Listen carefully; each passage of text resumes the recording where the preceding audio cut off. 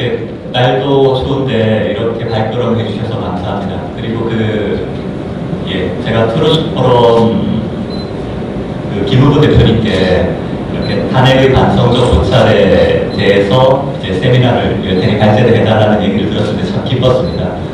사실 뭐 지금 이제 보수 통합이 중요하지만 어떤 보수 통합이 되느냐가 더 중요하다고 생각을 하거든요. 이 탄핵 문제는 사실 이제 그냥 이제 극복할 수 없는 게 지금 이제 2019년 문재인 정권 들어섰고 대한민국이 사회주의가 되어가고 있지 않습니까? 이런 결론에는 다 원인이 있습니다. 모든 게 인과로 이루어져 있는데 그 원인이 2016년 탄핵 사태로부터 비롯됐다. 이게 제 생각이고요. 아마 많은 분들이 공감을 하실 겁니다. 제가 오늘 발제한 내용은 2016년 탄핵 사태 당시부터 2019년까지 대한민국에서 일어난 일들입니다. 그걸 제가 이제 주제별로 쭉 이제 설명을 드릴 겁니다. 단순히 이제 제 주장만 반복하는 건 의미가 없을 거고 객관적인 팩트 위주로 말씀을 드릴 텐데 이제 제가 나열해드리는 이 팩트들을 보시면 각자 왜 지금 대한민국이 이렇게 되었는지에 대해서 여러 가지 생각이 드실 겁니다. 그 생각들을 바탕으로 같이 토론할 수 있는 자리가 되었으면 좋겠습니다. 탄핵 인사이드 아웃이라고 해서 제가 책을 2권을 썼습니다. 올 1월 달에 1권을 썼고요. 올 11월 달, 지난달에 이제 2권을 썼습니다. 사실 이 책을 쓴 이유도 조금 전 말씀드린 그런 이유입니다. 지금 2019년 대한민국의 현실은 과거 탄핵 사태로부터 비롯되었다. 때문에 그때 어떤 일이 있었고 어떤 과오가 있었는지를 알아야 그걸 바로잡을 수 있다. 그런 생각에서였거든요. 그러면 이제 2016년으로 한번 넘어가 보겠습니다.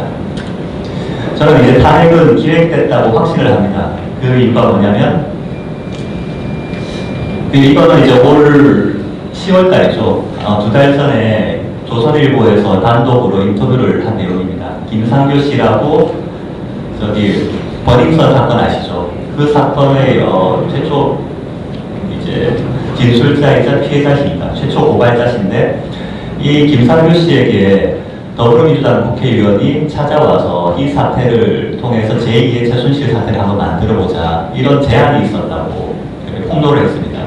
뭐냐면 이제 김상교 씨를 폭행한 사람을 최순실 조카로 만들어서 이 사태를 최순실 사태로 한번 엮어보자 이런 제안이 있었고 김상교 씨도 상당히 고민을 많이 했다는 거거든요. 만약에 그 제안을 거부했을 경우에 본인 사업 자체가 되게 위태로워지는 상황이 될 수 있었기 때문에 하지만 본인이 용기를 내서 이 사태에 대해서 고백을 했다는 내용입니다. 제2의 최순실 사태도 이렇게 기획을 했는데 2016년 제1의 최순실 사태는 기획이 되지 않았을까요? 그 기획이 됐다는 증거가 있습니다. 우상호 원내대표가 2017년인가요? 이미 본인이 당당하게 얘기를 했습니다. 더불어민주당에서 2016년 8월경에 최순실 TF를 만들어서 정유라 이대 학살 비리 사건, 미르재단, K스포츠 재단 쭉 언론 플레이를 하고 당시 국회에서 여러 가지 작업들을 했다. 그리고 그렇게 막 쭉 분위기를 띄운 이후에 JTBC에서 태블릿 PC 사태가 뻥 터지고 이후에 사태가 일사천리로 왔다. 당시에 그 정치권에서는 더불어민주당 중심으로 이제 3단계 탄핵 전략을 짜고 처음에는 이제 탄핵 얘기를 안 하고 대통령 임선부 때부터 얘기를 했지만 처음부터 애초에 탄핵으로 가기로 다 작전을 짜고 실행을 했다라는 인터뷰를 했습니다.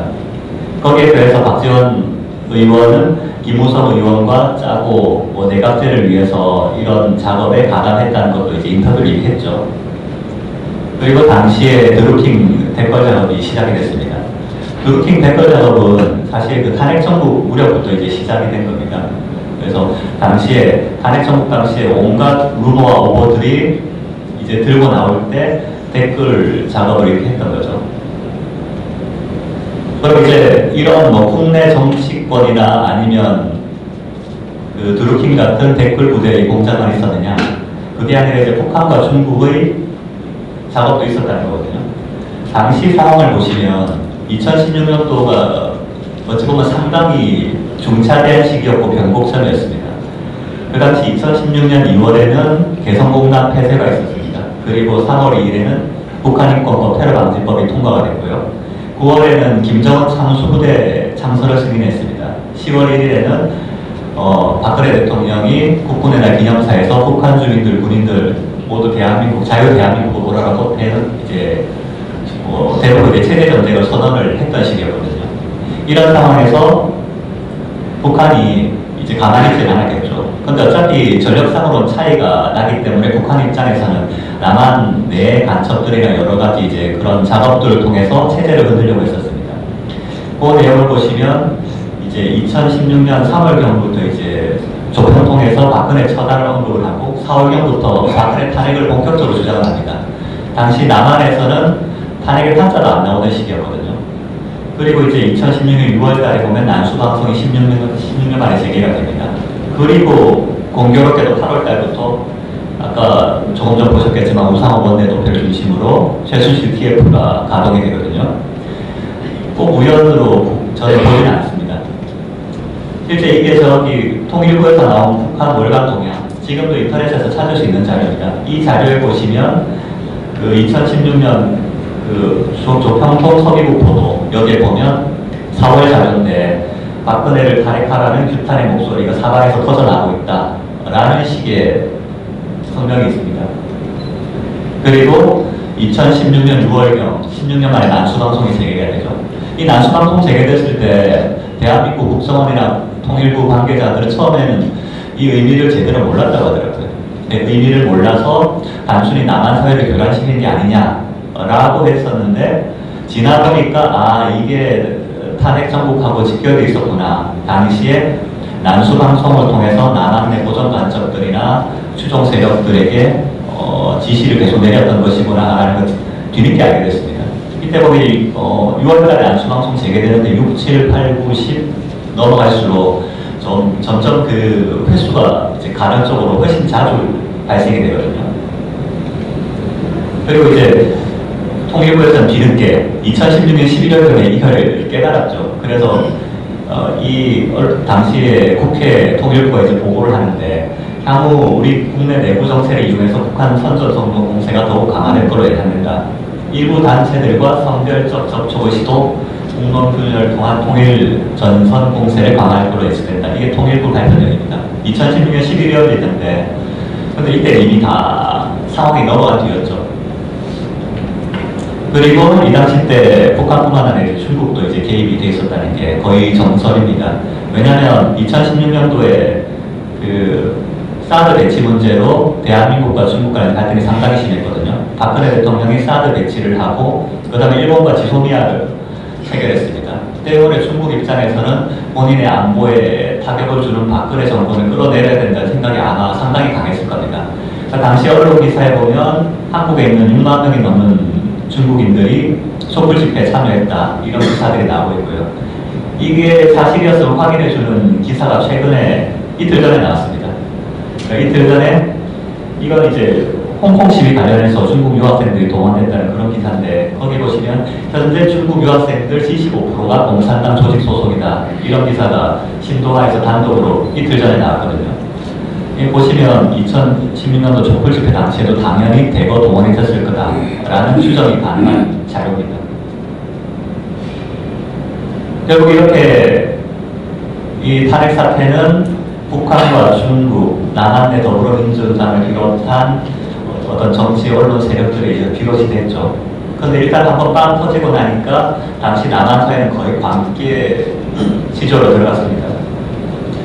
그래서 온갖 오보와 루머들이 난무했거든요. 그거에 대해서 사실 조선일보를 비롯해서 몇 군데 이제 언론들은 사후적으로 이 날짜를 보시면 2017년 2월 27일입니다. 거의 탄핵 선고 나기 보름 전이거든요. 그제서야 비로소 이제 기사 몇 개 내면서 우리가 냈던 기사를 사실 다 오보했다라고 얘기를 했습니다.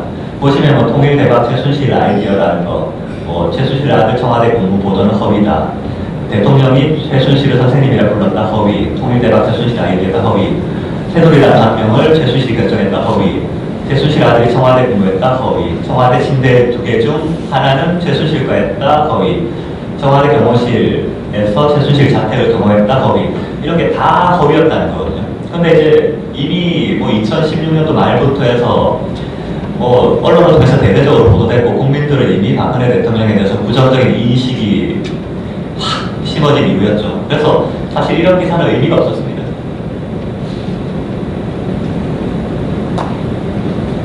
그 조선일보가 사실 뭐 조선일보뿐만 아니라 다른 언론도 몇 군데 했는데 조선일보가 이런 식으로 뭐 미안했던지 연속 기사를 냈습니다. 그래서 정유라가 대통령 딸이다 이것도 허위고, 청와대 발모제가 차은택용이다 이것도 허위고, 뭐 전우주가 도와준다 발언 이 무속에 빠진 방증이다 이것도 허위고, 미국 대사가 최태민 씨가 박근혜 대통령 심신을 지배했다라는 기사도 허위다, 이런 식으로 뭐 열거할 수 없죠. 열거할 수 없을 정도로 많은 루머와 오보들이 있었고 이게 다 허위다라고 정리는 해서 줬습니다. 정리는 해서 줬는데 뭐 이미 국민들 뇌리에는 이미 그게 딱 박혀 있었는데요. 그래서 사실 의미가 없었죠.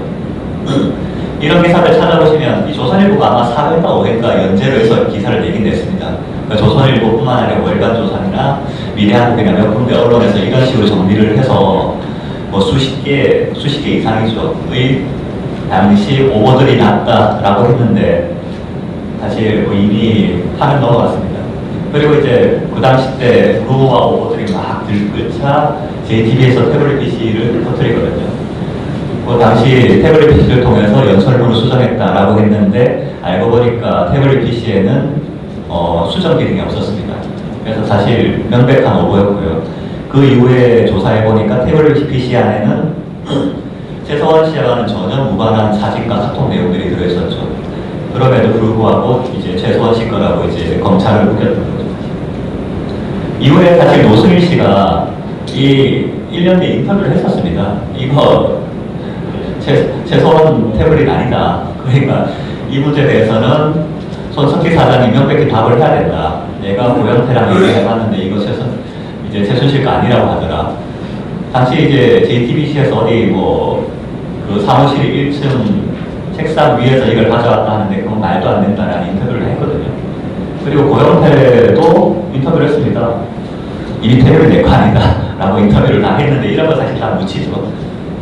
그래서 이 태블릿에 대해서는 지금도 뭐 재판 중인 걸로 알고 있는데 이 진실은 좀 명백하게 밝혀져야 될 것 같습니다. 어쨌든 이런 언론의 이제 보도 조작, 이제 루머, 오보 이런 걸로 인해서 촛불 집회가 당시에 막 들끓었죠. 당시에 박근혜 대통령 두상에다가 축창을 꽂아가지고 저렇게 걸고 다니고 단두대가 막 난무하는 그런 시절이었습니다. 사실 너무너무 어이없는 일들이 당시 촛불 집회에서 많이 있었는데 너무 자극적이어서 다 여기에 쉽지는 않았습니다. 그러고 나서 이제 촛불 집회가 이렇게 될 거니까 검찰이 일단 불복을 했죠. 검찰이 공소장에다 최서원 씨, 안종범 수석 공소장에다가 박근혜 대통령과 공모하여라고 한 줄을 딱 집어넣었죠. 근데 놀라운 게 그 공소장을 보시면 안에 내용에 박근혜 대통령과 어떤 식으로 공모했는지 한 줄도 기재되어 있지 않습니다. 딱 박근혜 대통령과 공모하였고 이제 문구 하나 있거든요. 근데 그거는 이제 대통령의 불소추권에도 반하는 건데 이거에 기초해서 나중에 보시면 헌재 탄핵소추 의결까지 쭉 이어집니다. 그 당시 검찰이 이렇겠으면 검찰을 좀 자제시켜야 할 법무부 장관은 사퇴를 해버리죠. 그러니까 당시에 이미 판이 넘어간 상황이었습니다. 그리고 이제 국회에서는 더 심했죠. 저 더러운 잠이라고 그 누드화에다가 대통령 사진 합성해서 모조하게 전시를 해놔도 아마 요 앞에서 전시했겠죠. 이래도 전혀 이제 문제가 없을 정도의 상황이었습니다. 당시 뭐 더불어민주당 지지자들은 다 엄청나게 이제 지지를 했겠죠. 결국 그렇게 해서 탄핵소추안이 가결이 됐습니다. 어마어마한 찬성표를 받고 가결이 됐고 그랬죠. 그런데 당시에 이제 탄핵소추가 부당하다는 건 두말할 나위 없는데 당시 조사도 없이 2016년 12월 3일 탄핵소추안이 의결된 이제 국회에 올라간 이후에 9일날, 6일 만에 이제 의결이 됐거든요. 그러니까 전혀 조사 없이 의결이 됐고 때문에 첨부자료 당시에 탄핵소추안에 21개가 붙었는데 그 중에 15개가 언론기사였습니다. 언론기사였고. 그러니까 결국 이제 언론기사와 검찰의 공소장 그거에 의해서 탄핵소추안이 이제 의결이 된 거죠. 근데 이제 우리나라 헌법에는 탄핵 소추를 하려면 헌법이나 법률에 위반을 해야 됩니다.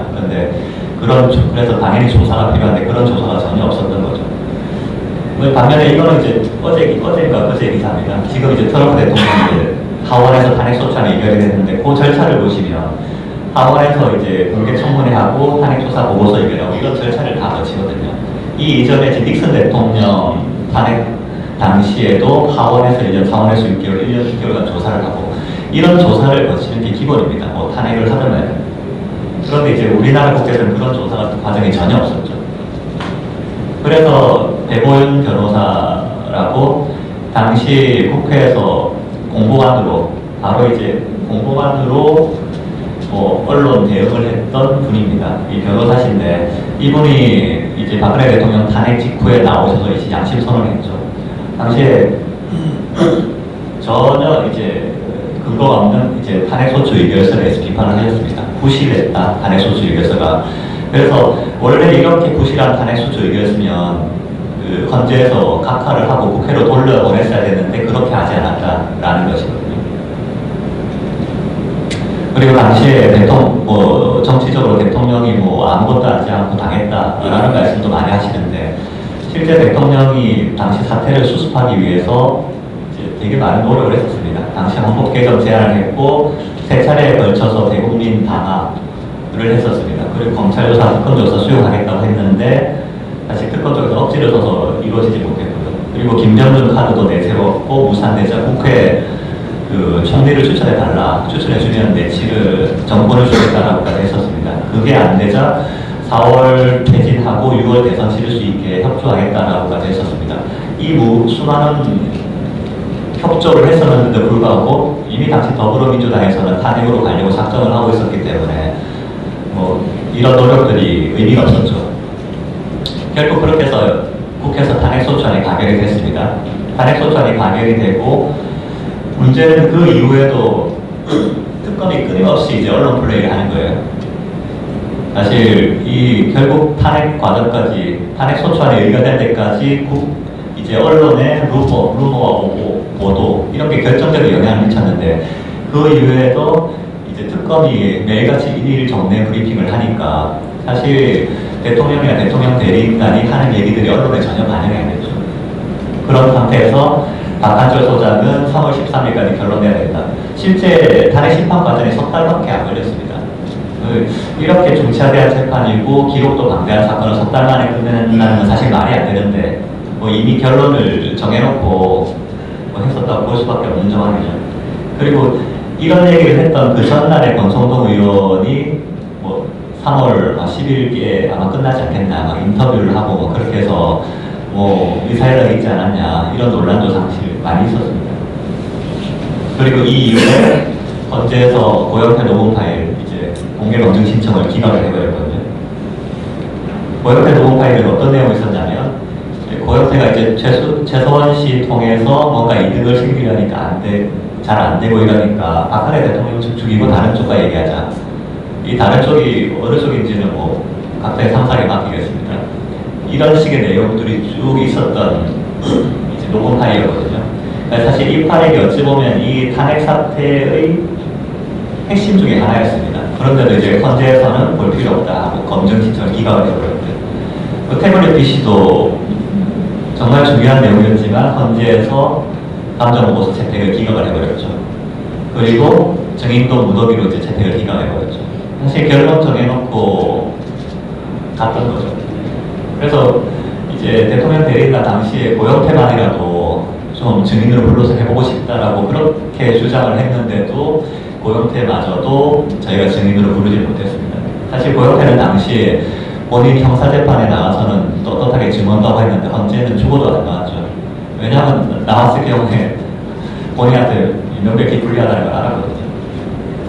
결국 이렇게 이제 탄핵 심판 절차가 불공정하게 이루어지니까 대통령 대리인단이 이제 강연원 재판과 기피 신청까지 했죠. 근데 이 기피 신청해도 소용이 없는 게 이 기피 신청에 대한 결정을 여기 재판관들이 하거든요. 그러니까 저희가 기피 신청을 하니까 자기들끼리 이제 휴정하고 5분 뒤에 들어와서 기피 신청 기각 이렇게 그냥 결론 내려버리고 끝냈습니다.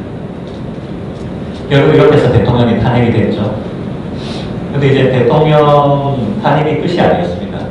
그러니까 이제 통상은 사실 그렇게 무슨 잘못인지 모르겠는데 탄핵까지 했으면 그걸로 끝내주면 되는데 기어코 구속을 하고 이게 형사절차까지 넘기더라고요. 그러니까 저는 이제 이 문제를 어떻게 생각하냐면 박근혜 대통령이 그냥 단순히 탄핵을 당했지만 탄핵을 당해서 그냥 온전하게 계실 경우에 사실 이 정치 세력들 입장에서는 상당히 여러 가지 두려움이 있었을 겁니다. 그래서 그 두려움을 없애고 어떤 두려움의 싹을 미연에 제거하고자 대통령의 인신까지 구속해야 되지 않았나 그렇게 생각을 합니다.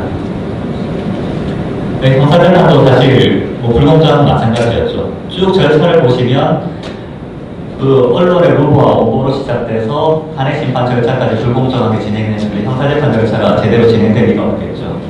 그래서 이때 트럭 기소란 말이 처음 나왔습니다. 기록이 거의 12만 쪽에 달했는데 사실 대통령 형사 그 변호인단 7명이었거든요. 제대로 기록하고 하기 힘든 상황이었습니다. 네, 그런 상황이었는데 시간도 제대로 주어지지 않았죠.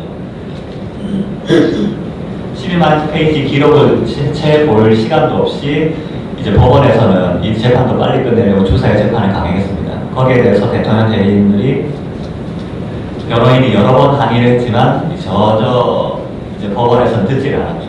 그래서 사실 주사회 재판을 하게 되면 변호인으로서는 이제 기록을 보고 이제 증인신문 준비하고 이럴 시간적 여유가 전혀 없는 거예요. 그러니까 뭐 사실 변호인들이 원칙은 다 법정에 출석해서 해야 되는데 그것도 안 되고 법정에는 한두 명만 남기고 나머지는 또 이제 밖에 사무실 가서 기록 준비를 해야 되는 그런 이상한 상황이 벌어졌습니다.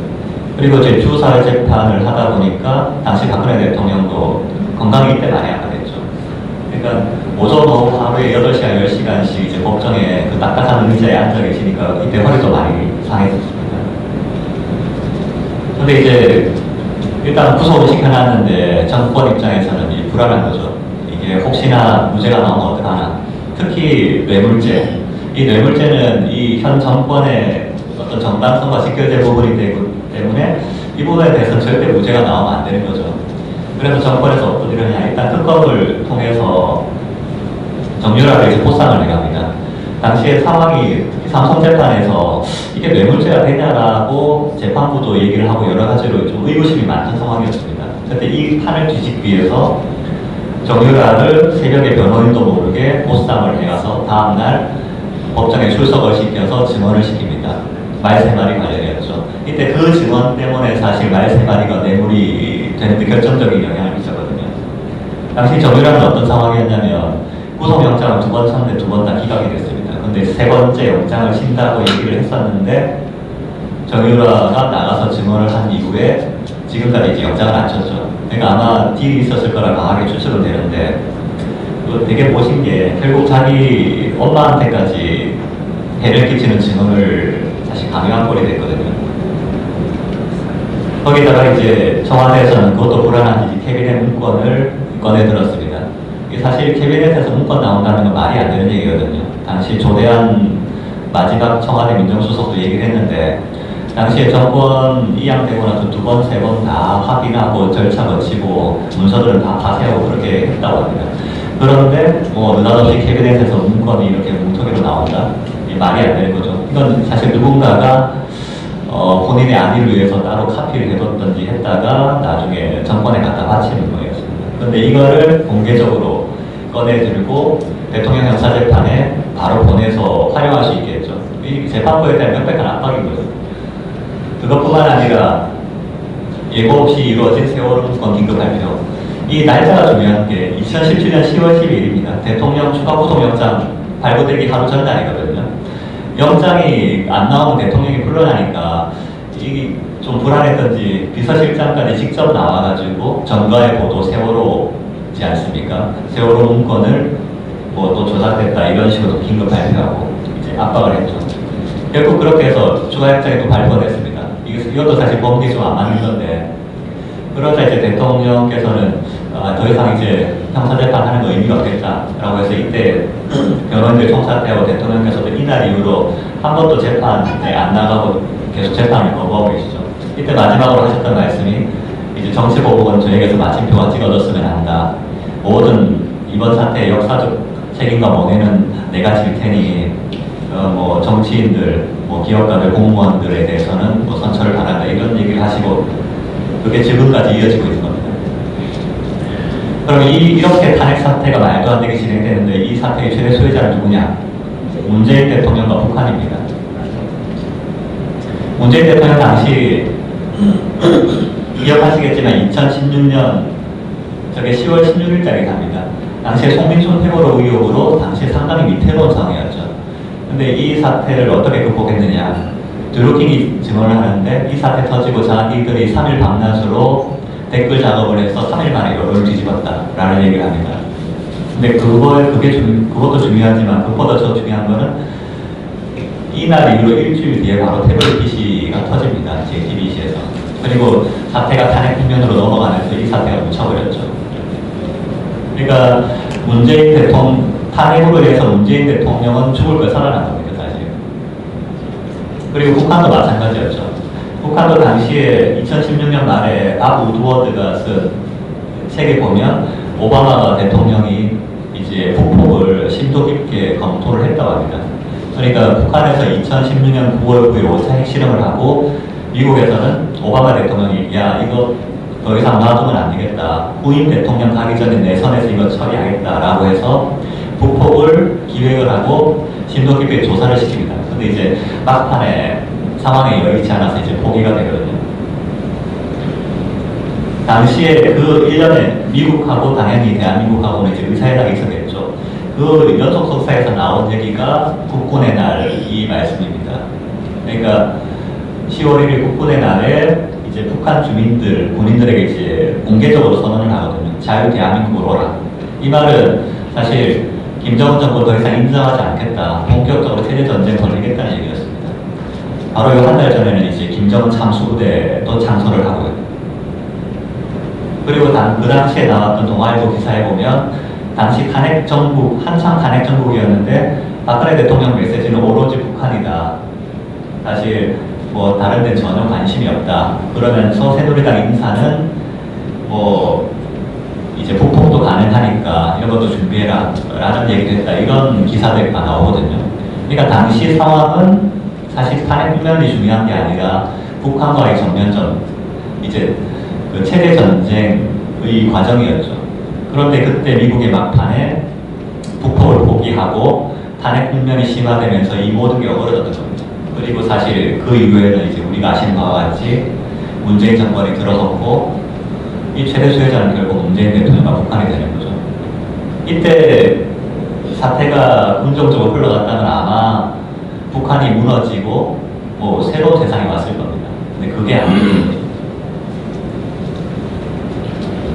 그럼 이제 우리가 박근혜 정부 4년에 대해서 뭐 지금 뭐 부정적인 인식이 많으시겠지만 과연 그렇게 잘못한 정권이었냐 한번 사실 되짚어는 볼 필요가 있습니다. 박근혜 정부 4년에 통합진보당 해산을 했습니다. 사실 이거 아니었으면 지금 문재인 정권 하에서 통합진보당이 남아있었다고 한다면 사태가 훨씬 심각했을 겁니다. 이때 통합진보당 이 당시 때도 쉽지 않은 일이었거든요. 그리고 정교조 법의 노조합을 이때 시켰죠. 그리고 지소미아 한일 군사정보보호협정도 이때 체결이 됐습니다. 문재인 정권이 이거 없애려고 하다가 지금 뭐 약간 조건으로 해서 보류해놓고 있는데 이 체결한 날짜가 2016년 11월 23일입니다. 거의 그 탄핵 국면 막바지로 지나고 있던 시기였는데 이 박근혜 대통령 성격이 그렇죠. 뭐 사태 어찌됐든 간에 본인 할 일을 하시는 분이거든요. 그리고 공무원 연금개혁도 이때 체결했습니다. 그 문재인 대통령이 작년인가요, 재작년인가요, 국민연금개혁 얘기 꺼냈다가 여론이 안 좋으니까 바로 쑥 입을 닫고 지금까지 얘기 안 꺼내고 있죠. 일단적으로 공무원 연금개혁도 상당히 힘든 과정이었습니다. 이것 때문에 공무원 표 다 떨어지고 세종시 같은 경우에는 자유한국당 의원들이 거의 당선될 수가 없는 상황이 되어버렸죠. 하지만 해냈습니다. 그것뿐만 아니라 당시 경제도 상당히 좋았죠. 2013년, 14년 2년 연속 무역 트리플 크라운, 역사상 최초의 무역 수출 흑자 달성했었고요. 2015년, 16년도에는 국가신용등급이 최고였습니다. 당시에.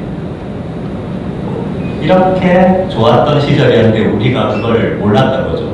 당시에 그 당시 때도 사실 이 문화계, 언론계에서는 좌파들이 많이 장악을 하고 있었는데 계속 하는 얘기가 헬조선 이런 얘기를 하니까 이런 상황이었음에도 불구하고 우리가 당시가 호황이었고 행복한 시절이었다라는 걸 전혀 몰랐죠. 그것 말고도 너무나 많은 업적들, 성과들이 있습니다. 이들이 열광이 그래서 제 책에는 있습니다만 제가 페이스북에도 올려놨으니까 나중에 한번 보십시오. 그럼 이제 과연 탄핵 사유가 있는가? 탄핵 절차가 이렇게 어거지로 흘러갔다는 건 다들 아실 텐데 그럼 탄핵 사유는 뭔가 한번 살펴보겠습니다. 이게 헌재에서 이제 정리를 했던 탄핵 사유입니다. 4가지죠. 4가지 중에 밑에 3가지는 기각이 됐습니다. 공무원 임명법 남용, 기각, 언론의 자유 침해, 기각, 생명권 침해, 기각, 생명권으로 세월호권이죠. 그리고 한 가지 인용을 했는데 저것 때문에 탄핵이 됐습니다. 그 4인 국정 개입 허용과 대통령 권한 남용. 이게 뭐냐면 정호성 통해서 문건 47건 유출했다. 그 다음에 미르재단, K스포츠재단 설립해서 최선을 위해 설립했다. 그 다음에 최선을 위해 공무원 4명을 임명해서 최선을 돕게 했다. 딱 그 내용입니다. 어찌 보면 되게 사소해 보일 수 있는 사유인데 근데 이 사유도 말이 안 되는 게 여러분들이 좀 이상해 하실 수 있는 게 왜 뇌물죄가 탄핵 사유였지? 뇌물죄는 탄핵 사유가 아니었습니다.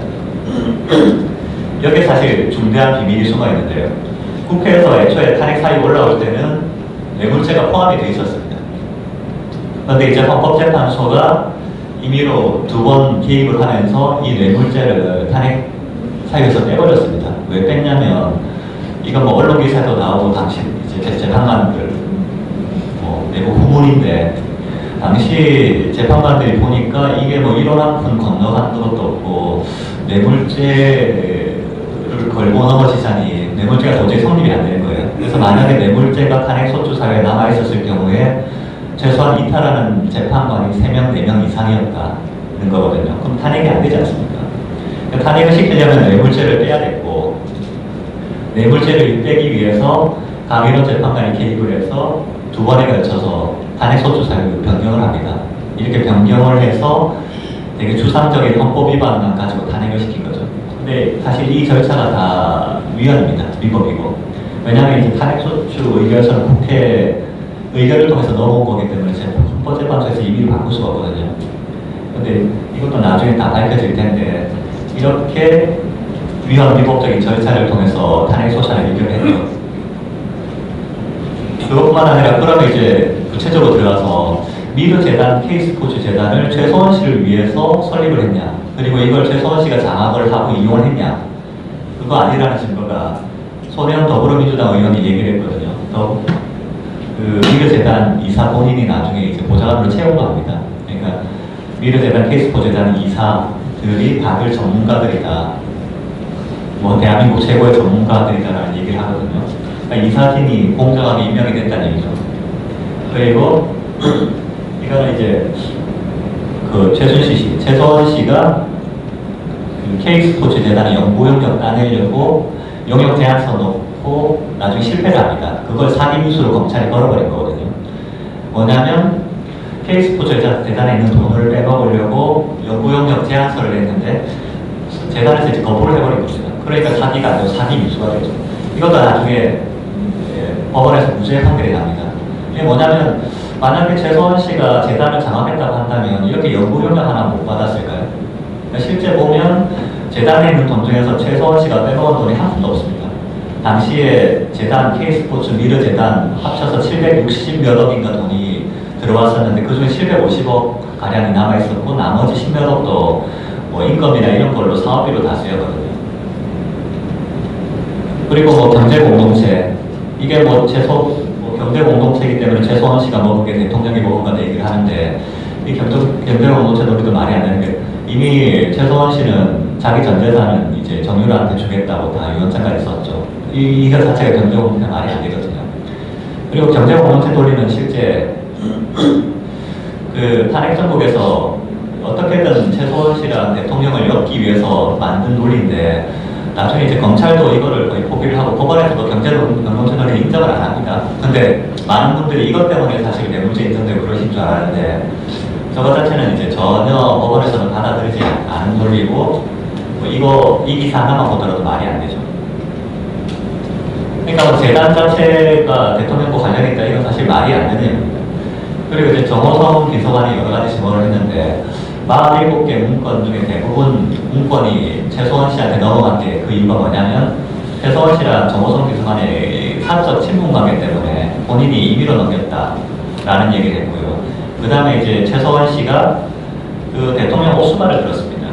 옷 같은 거 준비를 계속 해줬는데 해외 순방 같은 거 할 때 이제 옷을 마련을 하려면 순방 일정표를 알아야 되거든요. 왜냐하면 그 일정에 따라서 많은 것들을 준비해야 되기 때문에 정호성 비서관이 최소원 씨한테 그냥 그런 일정표를 넘겨줬다고 합니다.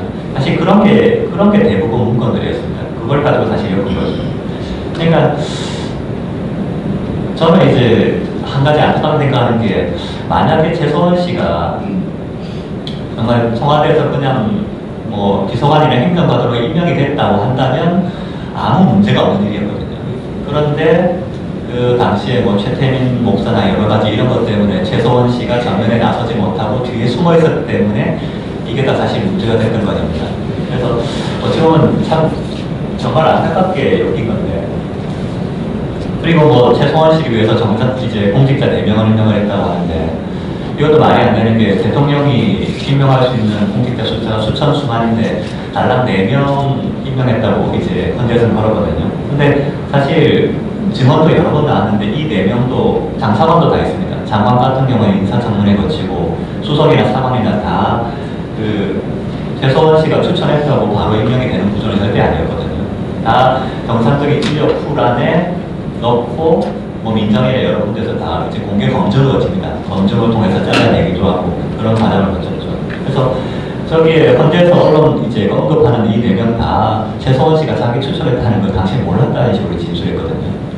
그래서 사실 정상적인 검증 절차 거쳐서 임명됐는데 그리고 대통령과 뭐 공모하지도 않았고 그 가사 임명이 됐다 하더라도 대통령이 뭐 이 양반들 불러서 너 임명해줬으니까 최소원 씨에서 일해라 이런 말 했을 리가 없지 않습니까? 그런데도 이제 저런 걸 이제 걸었거든요. 그러니까 이런 걸 가지고 탄핵을 시키려고 하니까 법률 위반 안 되고 추상적인 헌법 위반으로 갈 수밖에 없었던 거예요. 그래서 최소원 씨가 이제 최근에 한 달 전인가요?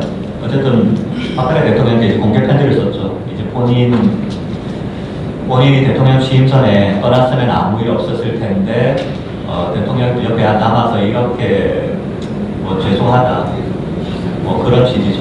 그래서 어쨌든 최소원 씨는 이제 본인 때문에 대통령이 저렇게 됐다고 이렇게 자책을 많이 하고 있습니다. 그리고 나중에 이제 대법원 얼마 전에 파기 완성 판결이 나왔죠. 형사재판에서. 그 뇌물죄 관련해서도 많은 분들이 법원에서 뇌물죄를 인정했으니까 뭐 대통령 뇌물 받은 게 아니냐라고 생각을 하시는데 대통령이 이런 만큼 받은 게 없죠, 사실. 그 말 3마리 보통 많이 생각을 하실 텐데 말 3마리에 대해서 대법원 반대 의견입니다. 당시에 파기 완성 판결에 나와 있죠. 독일 동유럽의 승마 지원 이거는 대통령이 필요하거나 참여할 수 있는 이익이 전혀 아니다. 대통령이 이익을 취했다는 것은 전혀 드러난 바가 없다. 라는 내용으로 대법관 3명이 얘기를 했었습니다. 그리고 그 동계 스포츠 연구소에서 묵시적 청탁 얘기를 많이 하시는데 여기도 대법관 3명이 이제 이렇게 얘기를 했죠. 부정한 청탁이 대상이 된 승계 작업이 있었거나 이에 관한 부정한 청탁이 있었음을 인정한 구체적 증거가 전혀 없다. 그리고 부정한 청탁의 내용이 특정될 필요가 없다는 것은 다르지 않다. 이 말은 뭐냐면 부정한 청탁이 인정돼야 사실 제3자 뇌물죄가 성립이 되거든요. 그 청탁이라는 거는 상대방한테 뭔가 이제 얘기를 해야 되지 않습니까?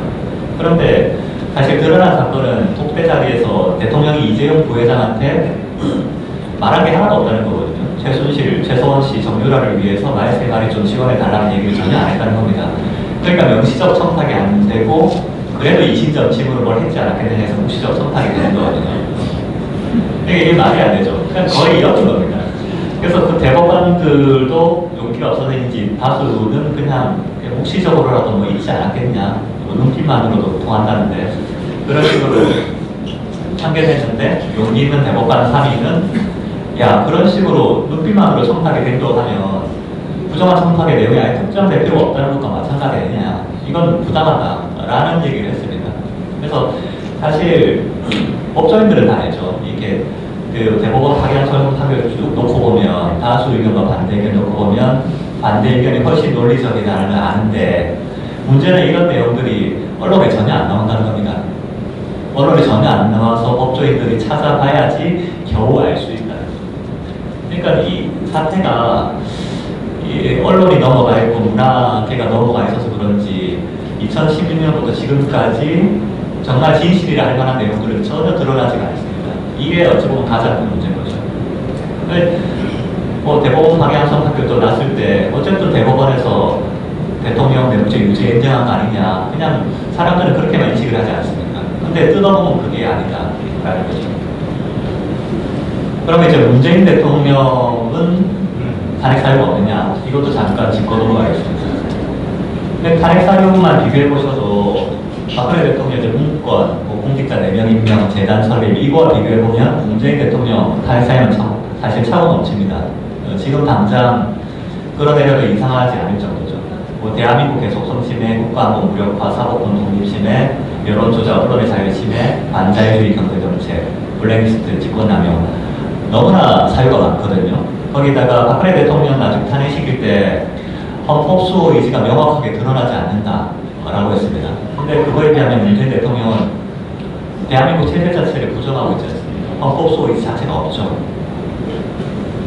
이걸 어떻게 알 수 있냐면 문재인 대통령 과거 행적들입니다. 이분이 사회주의자 내지 공산주의자라고밖에 볼 수 없는 그런 행적들인데 대통령이 되기 전에 이미 국가보안법 폐지 주장했고 연방 대통령이 주장했습니다. 주한미군 철수는 북한이 용인하는 한에서 이루어져야 된다. 그리고 미국 평화협정 체결 주장했고 국정원 해체, 한 총령 옹호, 통합진보당 옹호. 박근혜 대통령 탄핵 기각 때문에 흠화밖에 없다. 이런 식으로 했죠. 송민순 사건 관련해서 유엔 국가민권 결의안 결국 북한에 의견 물었죠. 그리고 대통령이 된 이후에 전대협 운동권 주신 청와대 집중 배치했고 친중국 노선 펼치고 있죠. 국가보안법 무력화됐습니다. 그리고 국정원 대공수사본 이미 무력화됐습니다. 기무사 해체됐죠. 간첩이었던 신용복 존경한다 의사 표명했고요. 더불어민주당에서는 자유민주주의에서 자유를 삭제하는 개헌을 시도했고 이렇게 많습니다. 결국 이렇기 때문에 어떤 일이 벌어졌느냐. 대통령이 된 이후에 대한민국 어떤 주류 세력을 교체하고 자유민주주의 체제를 변경하기 위해서 적폐청산을 시도를 했습니다. 이 적폐청산 이것도 사실 하나하나 뜯어보면 참 심한데요. 그러니까 어떤 식으로 했냐면 부처에서 TF 각 부처별로 법원, 검찰, 국정원, 기무사 다 TF를 만들고 여론몰이하고 검찰 수사 통해서 이제 이렇게 팀플레이를 다 해나가죠.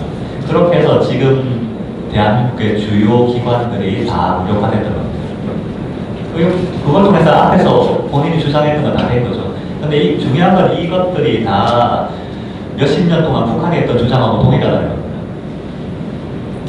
그리고 그 과정에서 기무사 해체시키는 과정에서 이재수 기무사령관이 사망하셨죠. 그리고 국정원 TF 만들어서 국정원 대공수사본만 무력화시키는 과정에서 연창훈 검사와 정철 변호사가 또 사망을 했습니다. 얼마 전에도 청와대 내에서 감찰관 한 분이 또 자살하는 사태가 벌어졌죠. 이런 식으로 되게 잔인하게 사태가 이루어졌습니다.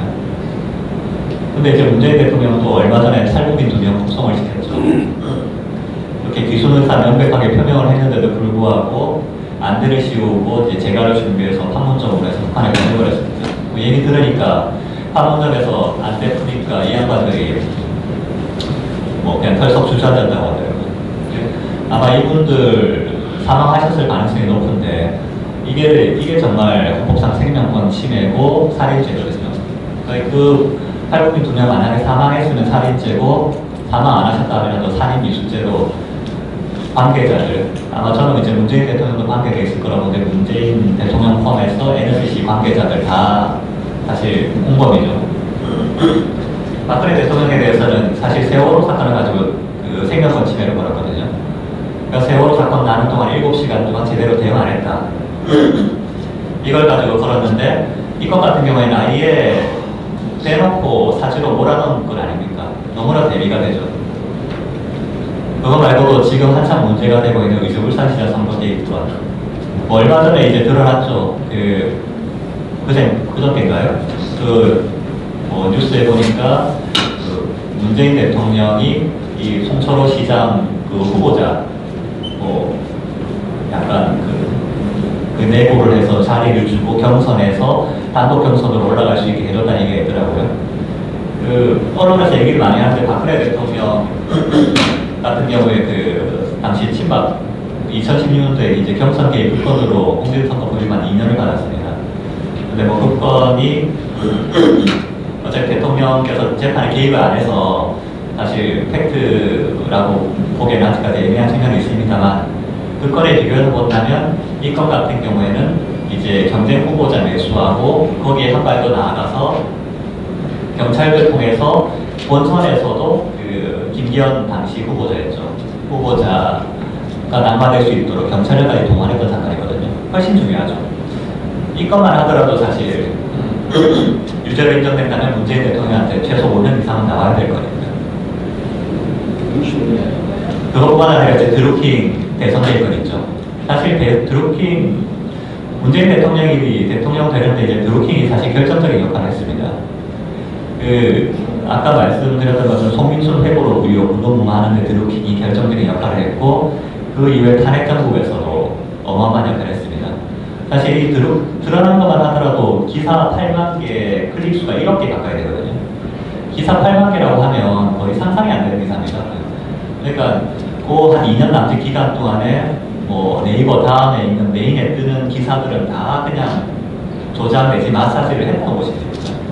그러니까 우리가 보는 언론 기사들 이제 메인에 띄우는 것도 다 작업을 했고 메인에 띄워진 기사들 안에 댓글들 많이 보시지 않습니까? 그래서 그 클릭수 높은 댓글들 3위로 올라가는데 우리가 보고 있는 댓글들도 다 거의 대부분이 이제 드루킹 같은 이런 공작을 통해서 3위로 끌어올려진 댓글들이라고 보고 있습니다. 그래서 또 드루킹이 무슨 일을 했느냐? 대선 전국에서 안철수 후보 낙마시키는 결정적인 역할을 했죠. 안철수 당시 후보가 MB 아바타라는 얘기가 여기서부터 나왔습니다. 다시 여기서부터 나왔고 당시 반기문 후보 떨어뜨리는데도 어마어마한 역할을 했고요. 그러니까 가만히 살펴보면 문재인 당시 후보가 대통령이 안 될 가능성이 훨씬 높았는데 송민순 회고로 의혹 덮고 당시 안철수 후보, 반기문 후보 쭉 덮어가면서 결국 대통령까지 만든 1등 공신이었죠. 김경수 경남도지사, 당시 김경수 전 비서관이었을까요? 어쨌든 왜 정권이 인정을 했겠습니까? 그만한 역할을 했기 때문이거든요. 그 역할이 이제 대선에서 이런 결정적인 역할을 했다는 겁니다. 그리고 이제 증언도 있습니다. 또 이 경공모 나중에 경인선으로 이름이 바뀌는데 왜 이름을 바꿨냐 하니까 어르신이 발음하기 어려워서 경인선으로 바꿨다라고 얘기를 하거든요. 법정 증언입니다. 그 어르신이 누구냐 하니까 이제 문재인 대통령이라는 얘기도 합니다. 이 드루킹하고 김정숙 여사 관계는 이미 언론에 많이 나셔서 아시겠지만 명백히 관계가 돼 있거든요. 그러니까 이게 지금까지 모든 선거는 다 조작을 했던 겁니다. 대선도 조작을 했고 그 이후에 지방선거도 조작을 했죠. 그럼 이제 내년 총선에는 또 조작이 없을까요? 그래서 우리가 대비를 상당히 잘해야 됩니다. 그것 말고도 지금 안보도 무력화돼 있죠. 한박도 사건 나셔서 아시겠지만 이게 남한 영토냐 북한 영토냐 말들 많은데 사실 그게 중요한 게 아니라 이미 남북한에 그렇게 협정 맺고 우리는 GP 다 파괴하고 이런 상황에서 바로 서울까지 바로 닿을 거리에다가 저런 식으로 한반도에다가 이제 군사시설을 설치하고 있는데도 대한민국에서는 아무 소리 못하고 있지 않습니까? 이것 자체가 사실 문제죠. 그거 말고도 이제 헌법에서 자유를 빼고 시도하고 있죠. 자유민주주의에서 자유를 빼면 사실 이민민주주의가 차이가 없죠.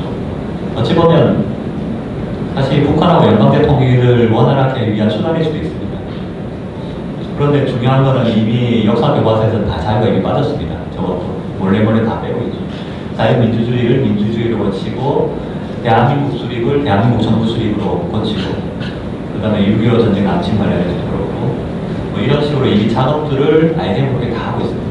그 그거 말고도 뭐 환경부 블랙리스트를 포함해서 문재인 대통령 탄핵 사유는 이미 차고 넘칩니다. 다만 이제 아직까지는 우리가 탄핵식에 힘이 없을 뿐이죠. 근데 뭐 어차피 상황은 계속 변하는 거니까 지금 국면 쭉 흘러가다 보면 충분히 탄핵이든 하야든 나올 수 있을 거라고 합니다. 쭉 보셨겠지만 이 현재 2019년 문재인 정권이 하고 있는 이 여러 가지 상황들 그리고 대한민국 현상들은 과거 2016년 박근혜 대통령 탄핵에서부터 다 비롯된 겁니다. 그게 다 인과로 엮여 있거든요. 그래서 지금 상황을 해소를 하려면 당시에 누가 이런 일을 벌였고 정권을 펼쳐갔는지를 명확하게 알아야 됩니다. 그게 사실 우리가 탄핵에 대해서 반성적으로 고찰해 볼 필요성이라고 생각을 하거든요. 어쨌든 제가 시간 관계상 이렇게 짧게 말씀을 드렸는데 이 문제는 너무너무나 중요한 문제이기 때문에 각자가 조금 더 찾아보시고 공부하시고 그렇게 알게 된 내용들을 또 주변에 좀 전파해 주시고 그런 과정들이 필요하지 않을까 생각을 합니다. 이상 댓글 마치겠습니다.